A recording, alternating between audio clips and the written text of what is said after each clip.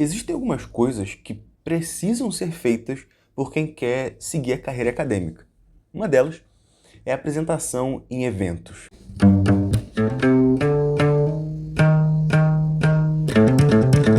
Meu nome é Gabriel Azevedo Cruz, ou GAC. Eu sou mestrando na Universidade Federal Rural do Rio de Janeiro em Filosofia. E nesse fim de ano, nesse fim de 2025, eu tenho 6 eventos para comparecer. Então a gente está agora gravando esse vídeo para te convidar a nos acompanhar nessa jornada e refletir um pouco sobre esse aspecto da vida acadêmica que é a apresentação em eventos acadêmicos. Bom, a gente está indo agora para o primeiro desses eventos. Vai ser aqui na Rural. Eu tô com a Carol hoje. Ela costumava me acompanhar em todo evento que eu ia e eu costumo participar bastante, mas isso não está sendo mais possível porque ela trabalha agora, né? Antes ela só ganhava bolsa. Ela está concluindo filosofia aqui na Rural, a graduação, enquanto eu estou concluindo o mestrado. O evento de hoje se chama Quarta Semana Acadêmica de Filosofia da Rural, claro, e é um evento da graduação.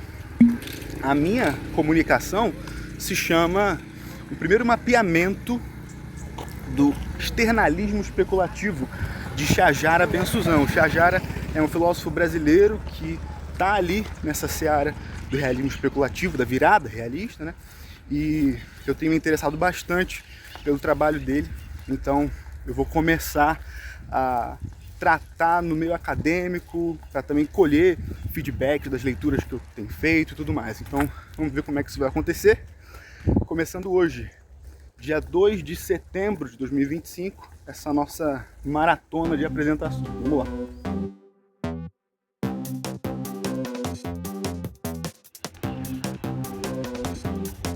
Primeiro mapeamento do externalismo especulativo de Shajara Ben-Suzan. Então, que tivesse fosse esse lado ao qual eu quero reduzir, não haveria um espaço para que a ilusão, se é que uma ilusão surgisse. Se a ilusão surge, então ela, na verdade, é realmente criada por ilusão. Bom, eu preparei alguns tópicos para a gente ir refletindo em cada um desses momentos de apresentação.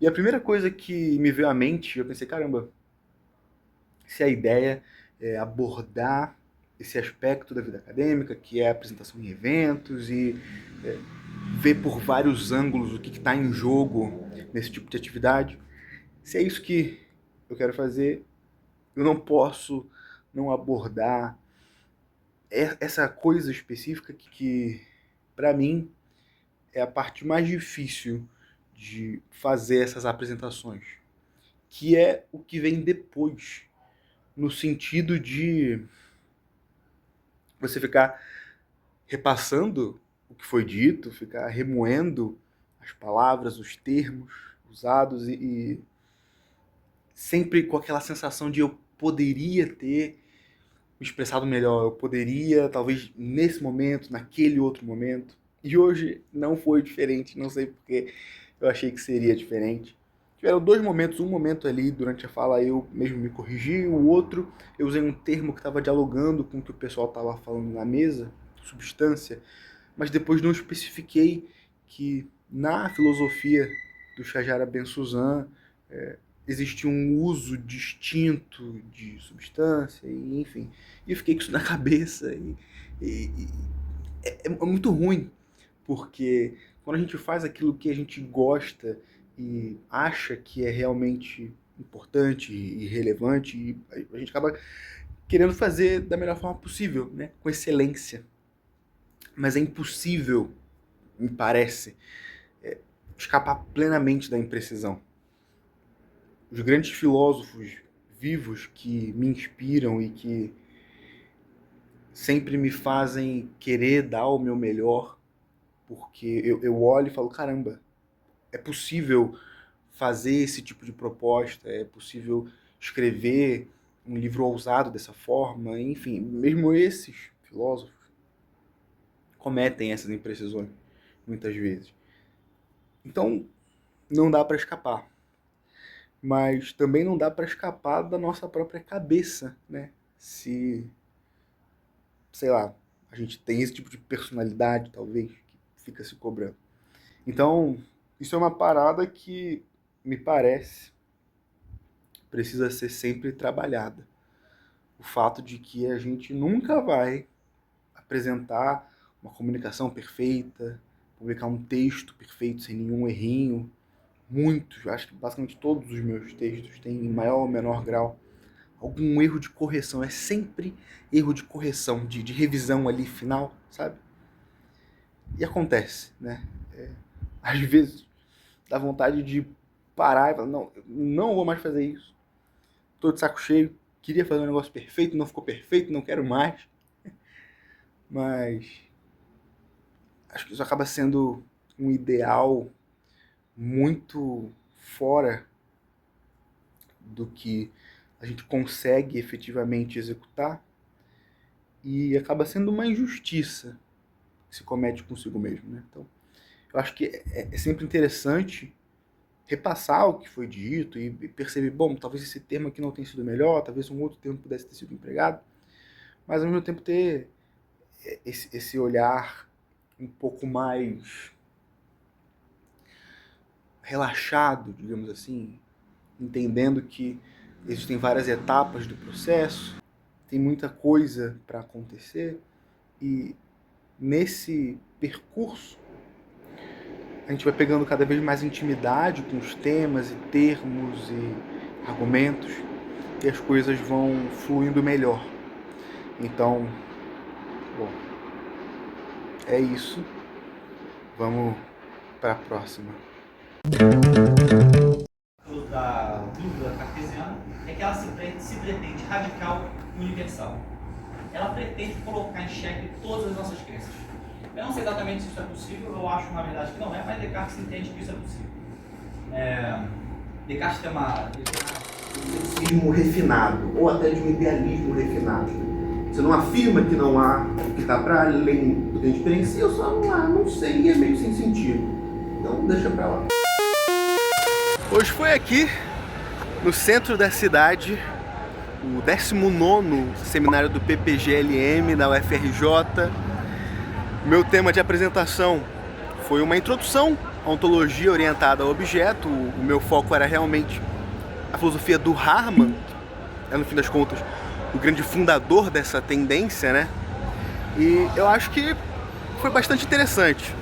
Eu acabei me atrasando um pouco porque é muito longe de onde eu moro e eu acho que isso daqui é um bom ponto pra gente destacar e refletir um pouco, já que a gente está pensando nesse âmbito de apresentação em eventos, né?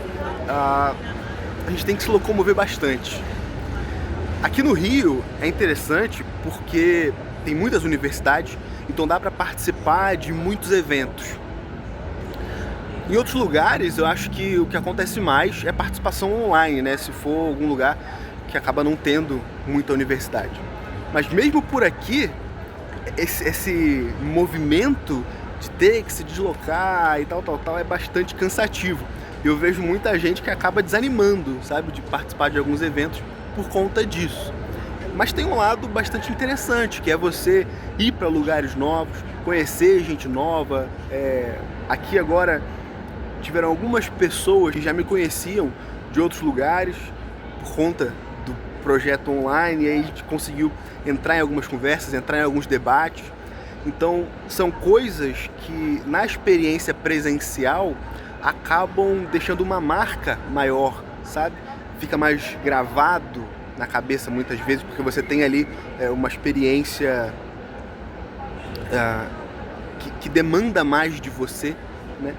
Que acontece em tempo real, você presente ali, sem ter como pensar muito em textos que você quer escrever para responder.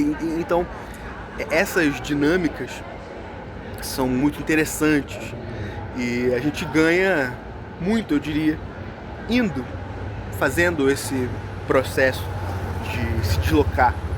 No ano passado, a Rural entrou com uma ajuda, né? A gente foi lá pro Recife, na Ampof.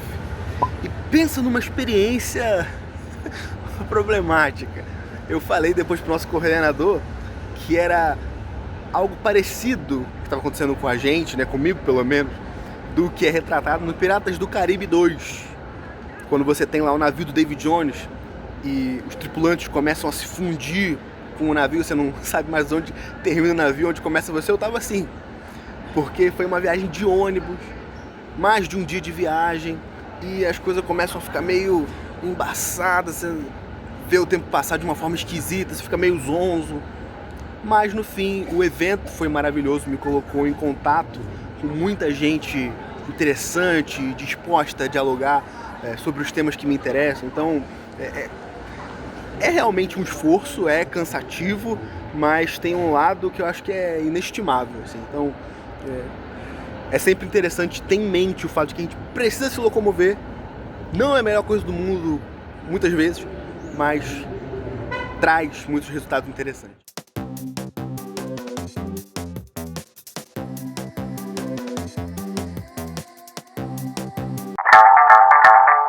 Terceiro dia de apresentação, hoje 11 de setembro, e o que a gente tem não é um evento desses tradicionais que a gente vê no ambiente acadêmico. O que está acontecendo é que o meu orientador está com uma disciplina e ele chamou alguns orientandos para fazer uma série de apresentações, né, como se fossem seminários.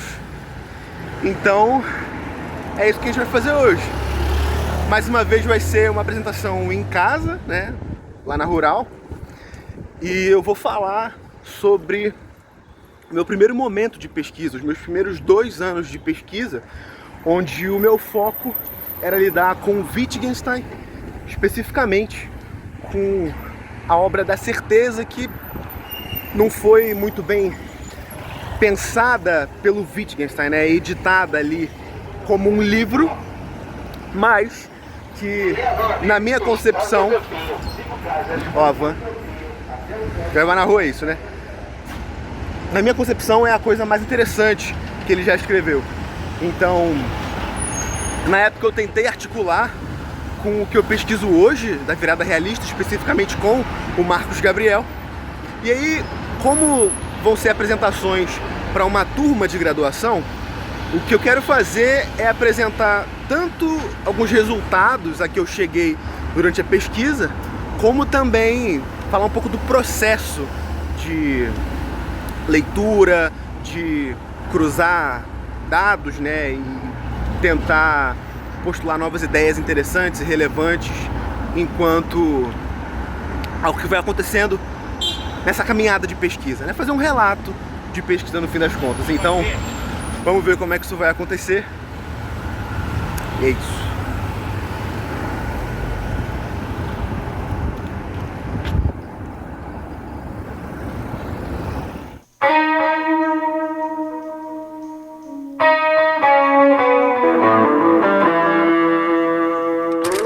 Um pouco mais para personalidades, digamos assim, que se desviam um pouco do que é demandado da gente no meio acadêmico. Até porque esse estilo de você focar em um autor, em um problema e se manter ali, a gente vai ter vários... Bom, o que eu tenho feito até aqui é gravar alguma coisa antes da apresentação e alguma outra coisa depois, né? Propondo coisas pra gente pensar sobre o nosso tema aqui do vídeo.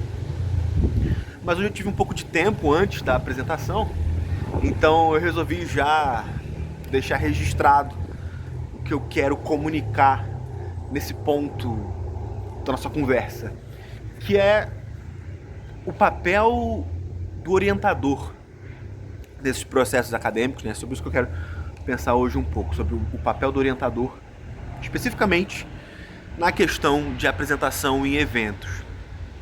Eu tenho pensado já há algum tempo em fazer um vídeo aqui para o canal falando sobre a passagem de alguém que está pesquisando nesse formato, entre aspas, autodidata, né, pesquisando sozinho, lendo coisas que está achando interessante, para se tornar então um orientando.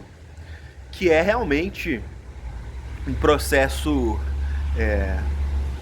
muito particular, com características que são meio únicas e que podem trazer tensões, podem trazer problemas que eu vejo muita gente passando. E realmente assim, é uma virada de chave. Então eu quero falar mais sobre isso aqui no canal. Inclusive, fica aí a questão, né? Vocês acham que esses vídeos de relato da experiência acadêmica são interessantes? Vocês querem ver mais coisas assim aqui no canal? Se sim, me digam, né? Mas hoje, então, eu não vou refletir de forma abrangente e panorâmica sobre a influência do meu orientador na minha trajetória acadêmica no geral, mas eu quero pensar um pouco sobre esse momento, né, essa parte específica da experiência acadêmica, que são os eventos. O primeiro evento, os dois primeiros eventos, na verdade, em que eu apresentei, foi porque ele me chamou. Um deles era, de fato, um evento aberto ao público, né? Então, pessoas poderiam perguntar, gente que eu nunca vi e que estavam ali esperando apresentações de algum nível interessante, né? Estariam assistindo e interagiriam. Essa foi a segunda. A primeira apresentação foi no nosso grupo. A gente tem um grupo de orientandos, né? Meu orientador orienta bastante gente, e aí é sempre interessante quando a gente começa em algum momento do ano a fazer seminários de pesquisa. Tem gente falando de tudo quanto é assunto e a gente meio que já conhece a pesquisa um do outro, então é um ambiente mais seguro, digamos assim, até para você errar, para você propor coisas que você não tem muita certeza ainda, mas tá meio que ali experimentando a respeito e tudo mais. A minha primeira apresentação sobre a minha pesquisa foi nesse ambiente mais seguro, digamos assim. E eu sempre gostei muito de fazer processos criativos. Então eu gosto quando eu preciso falar, eu gosto quando eu preciso escrever, quando eu tenho que compor alguma coisa que precise comunicar. E eu sempre me ponho esse desafio de tornar essa comunicação alguma coisa interessante e tal. Bom, então, embora eu tenha essa personalidade e, portanto, já tivesse vontade de falar sobre o que eu estou pesquisando e tudo mais, tem um outro lado que a gente já refletiu um pouco aqui nesse vídeo, que é um lado de uma cobrança muito forte. E o que aconteceu foi que nessa primeira apresentação, nesse ambiente mais intimista, digamos assim, mais tranquilinho, eu já fiquei extremamente nervoso. Foram, acho que 5 dias dormindo mal. Os 2 últimos dias eu praticamente não dormia e ficava repassando o que eu ia falar ali na hora X, né, no momento da apresentação. Só que o que eu acho que foi interessante nisso? O fato da gente estar passando pela orientação e com certos prazos me obrigou a dar o primeiro passo, a fazer essa primeira apresentação. Quer eu estivesse preparado ou não, quer eu estivesse seguro ou não. E em várias instâncias dessa trajetória, eu tenho percebido que a gente realmente precisa falhar, sabe? A gente precisa fazer apresentações medíocres, a gente precisa escrever textos que depois a gente vai olhar e vai falar, cara, isso daqui tá esquisito, não tá interessante, tem uma imprecisão aqui, uma imprecisão ali. O Ed Sheeran, e agora, né, indo para um lado completamente aleatório, digamos assim. O cara é um compositor bem sucedido, uma pessoa que performa, né, um performer bem sucedido. E eu tava vendo um vídeo dele refletindo sobre essa questão, tipo, cara, quantas vezes eu já escrevi música ruim, quantas vezes eu já performei ruim no palco, performei mal no palco, e ele dando um twist positivo nisso, de tipo assim, eu coloquei pra fora aquilo dali, aquela música ruim, sabe, que tava ali sendo construída em algum lugar de mim, e em vez de eu esperar chegar no que eu acho que é uma música perfeita, que no fim das contas talvez nem vá ser, porque eu não pratiquei para ir apurando a minha técnica, né? Esses traços que eu não coloquei para fora, que são bem ruinzinhos, digamos assim, que são bem amadores, vão estar ali me atrapalhando. Então eu preciso executar, né? Eu preciso ficar calejado no processo. E o meu orientador me ajudou muito nisso. Tanto nesse primeiro convite para apresentar nesse grupo de orientandos, quanto depois para apresentar no evento, que foi o evento da NUFIC. Inclusive, foi online, né? Foi na época da pandemia. E tem um vídeo aqui no canal da minha fala. Eu não acho nem que a fala foi ruim. Acho que a fala foi bacana, tanto no evento da NUFIC, quanto lá no grupo de orientandos. Eu já tive apresentações muito piores, assim. Mas, de toda forma, não foi a melhor coisa do mundo. E o passo mais importante foi esse empurrão que a orientação me deu, né? Vamos lá, você precisa fazer, você precisa se mexer. E é isso. A gente precisa fazer essas coisas para ir ficando bom nelas. E hoje, mais uma vez, em casa, na Rural, para a 11ª semana dos alunos e alunas de pós em filosofia da UFRRJ. Esse é o título do evento. Eu estou aqui hoje, no dia 8 de outubro de 2024, para apresentar, né, como um comunicador, mas não só isso. Eu também estou aqui como um organizador. No caso, eu faço parte da equipe de organização porque eu sou representante discente. E quando a gente está nessa função, algumas coisas nós nos propomos a fazer. A principal é ser um ponto de contato entre os professores, os docentes e os discentes, né, os pesquisadores, no caso do mestrado. Só que tem uma outra questão que também, geralmente, é nós que fazemos, que é o evento anual. Os 2 primeiros eventos que apareceram nesse vídeo são basicamente desse tipo. Você abre uma chamada, galera, enviem resumos, enviem propostas de apresentação. Aí a equipe de organização avalia, manda uma resposta, tal, chega o evento e a gente faz acontecer. E que correria, meus amigos, que correria. Não vai ter como eu falar muito aqui sobre. Se vocês quiserem saber mais sobre esse processo de organizar um evento, comentem.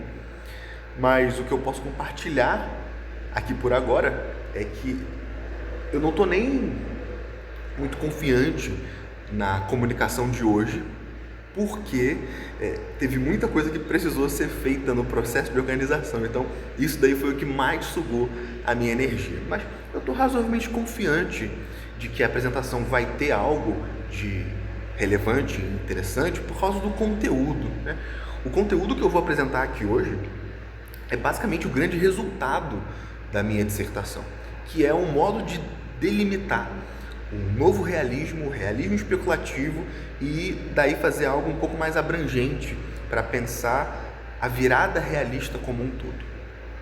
O título da fala é Conceitologia Neorrealista, precisamente porque eu quero delinear os conceitos que me parecem centrais para a gente conseguir fazer essas individuações. Então, vamos lá.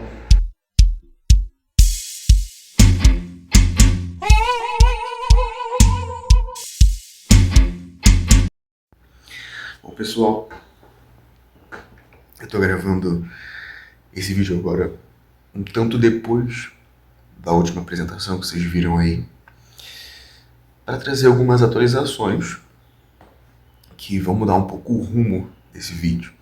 Eu tinha dito no início que eu estava me preparando para 6 apresentações, né? E, de fato, era esse o caso. No entanto, eu acabei não conseguindo ir nas duas últimas, por motivos diferentes. Eu não consegui ir na quinta porque o meu trabalho não foi aceito. Também não foi rejeitado, eu não recebi uma resposta.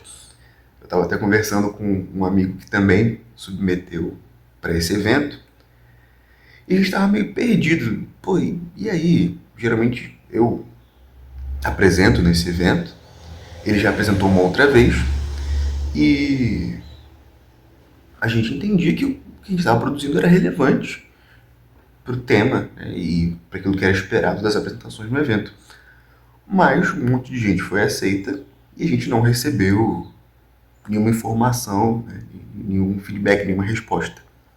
Então, nossos trabalhos não foram aceitos e é isso. Esse seria um evento online. Ele é um evento online, de fato.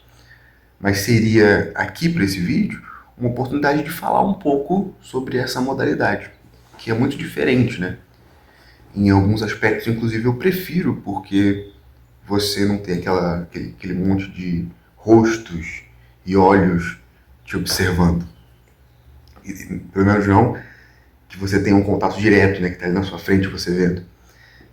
E em alguns momentos isso auxilia a gente a se acalmar, a focar muito mais no conteúdo que a gente quer passar e acaba não se distraindo com as reações de quem está assistindo e tal.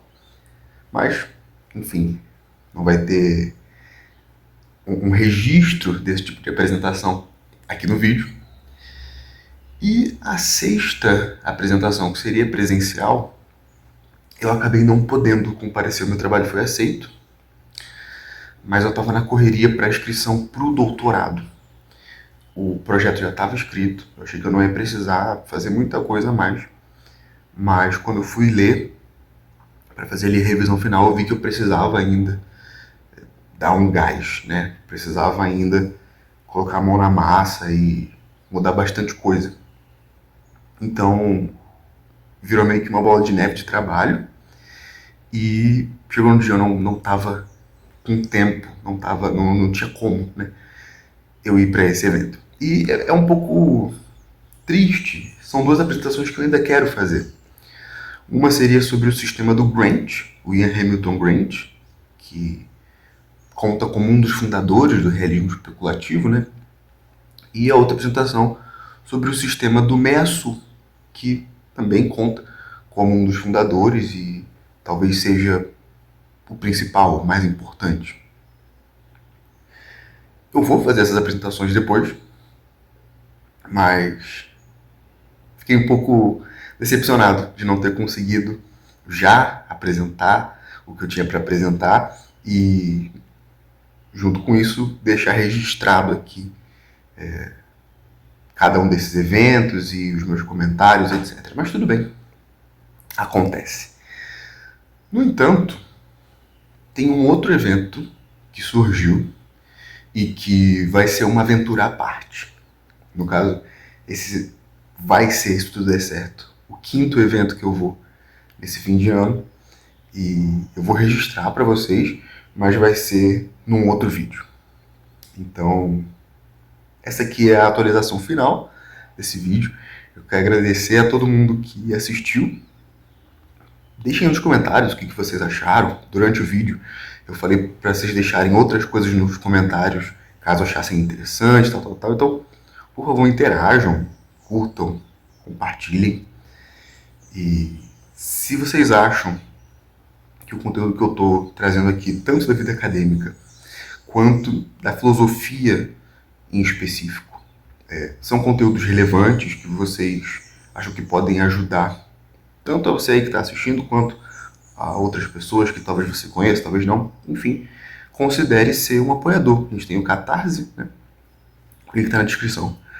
E é isso, pessoal. Até mais.